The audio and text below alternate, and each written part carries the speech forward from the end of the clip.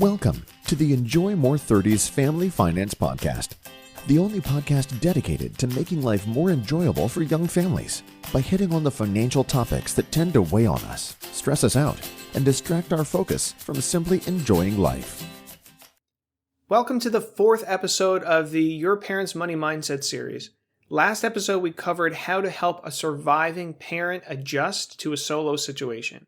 Today's episode is titled Inheriting Assets, Opportunities, and Headaches, where we're going to cover more things related to you when you eventually inherit assets down the road. You'll learn what you should know about possible headaches that could be unknowingly waiting for you, and what you can do to handle them, or even better, prevent them from occurring in the first place. If you have ever taken your kids to a ballpark during the warmer months, there is one thing that they inevitably want, in my experience at least. The ice cream in the cup that's shaped like a baseball helmet. Turn the helmet upside down, fill it with ice cream, great idea, right? They hand it to you, it looks all neat and crisp. Of course, your kids each, want their own, they're not going to share. And before you can even get back to your seat, the sun hits the ice cream, and this great-looking treat is melting absolutely everywhere. It's dripping off the side, it's on your clothes, it's on their clothes. You're trying to lick it so it doesn't spill. They are then yelling at you for eating their ice cream. It's a whole thing. The vendor must just kind of watch you walk away with that ticking time bomb, grinning to themselves, waiting for it to explode. So what you need to know is the idea of inheriting assets, obviously putting aside the fact that you would much rather not have the assets and your parents still be with you.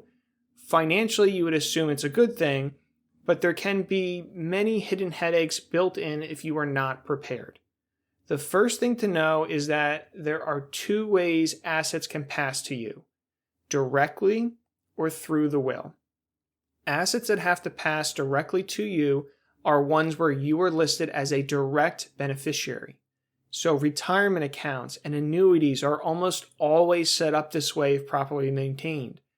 Any other account can be set up this way too, so bank accounts, non-retirement investment accounts with a TOD, which stands for transfer on death, or POD, payable on death designation. This is generally seen as more advantageous because the assets only require a death certificate to be passed on to the designated beneficiary. No probate, no executor or executrix, much easier. Only the assets passing through the will get distributed as per the will. So if mom and dad's will says all their money goes to Joe, obviously the favorite child, but Kristen is listed as the direct beneficiary on the account, well, it's all going to Kristen then, even though they wanted it to go to Joe. This has actually come up before with ex-wives and things of that nature. Whoever you list as a direct beneficiary is going to get the assets. Those assets with direct beneficiaries do not go through the will. So I'll say it one more time. Assets with direct beneficiaries do not go through the will. Again, this is generally viewed as a positive because before assets go through the will, the executor, if a man, or executrix, if a woman, needs to get what is called letters testamentary. Essentially, this is a document which says the court reviewed the will, validating that the will designated this specific person, the executor or executrix, to handle the distributions and the settling of the estate. Obviously, anytime you're going through the courts, it's a more involved process. If the will designated an individual who is perhaps not the most capable anymore, assets can be tied up for years.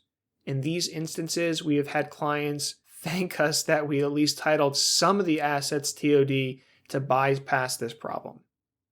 So that is probably the longest what you need to know I've had yet, but thankfully the what you can do is a little bit more direct. Have a conversation with your parents to make sure everything is orderly ahead of time. Ask them if their will and specifically executor or executrix is up to date.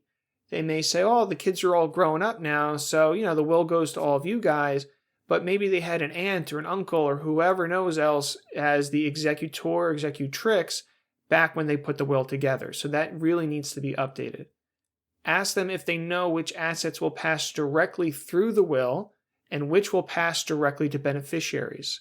I would almost guarantee they are just assuming it's all passing through the will. Ask them if all their beneficiaries and contingent beneficiaries, so backup beneficiaries, are up to date on any direct beneficiary IRA, annuity, or TOD type accounts. If there is no beneficiary, these assets will go through the estate as a default and can be much less tax-friendly when done this way. The rules for when you need to realize the funds and the taxes that go along with them can be very different as well. Lastly, ask them where you should go if, God forbid, something were to happen to them. An individual, a file draw, whatever else, so that you can find all the important information that you're going to need. You do not want to be combing the whole house trying to find the signed will or investment statements after they're gone. So a quick summary from today. Realize that there can be a lot of headaches that come up, whether through incorrect beneficiaries, incompetent executors, or scattered paperwork. The best course of action by far is to be proactively asking some of these questions to your parents ahead of time. These are not how much do you have, just questions to make sure that they have their ducks in a row and you know where any important information is or who to go to in order to find it. Thanks for tuning in today. As always, if you're able to implement what we're covering, then that's just fantastic. You now have less to worry about than before and can focus more on enjoying life. If you're wanting help with these things, though, or have questions you need help in clarifying, check out the Ask Joe section on the show's website, www.enjoymore30s.com. That's enjoymore30s.com. If you enjoyed this episode, please make sure to subscribe and review us on Apple Podcasts or wherever you listen. There are literally millions of young American families out there I'm trying to reach and help just like you. The next episode is Step Up, the Gain is Gone, where we're going to cover some special rules, as they currently exist at least, that eliminate all the built-up gains and the taxes that go with it from certain inherited assets. Until next week, thanks for joining me today, and I look forward to connecting with you again soon. The conversations on this show are Joe's opinions and provided for general information purposes only. They do not constitute accounting, legal, tax, or other professional advice for your specific situation. You should always seek appropriate advice from a financial advisor, accountant, lawyer, or other professional before acting upon any content or information found here first.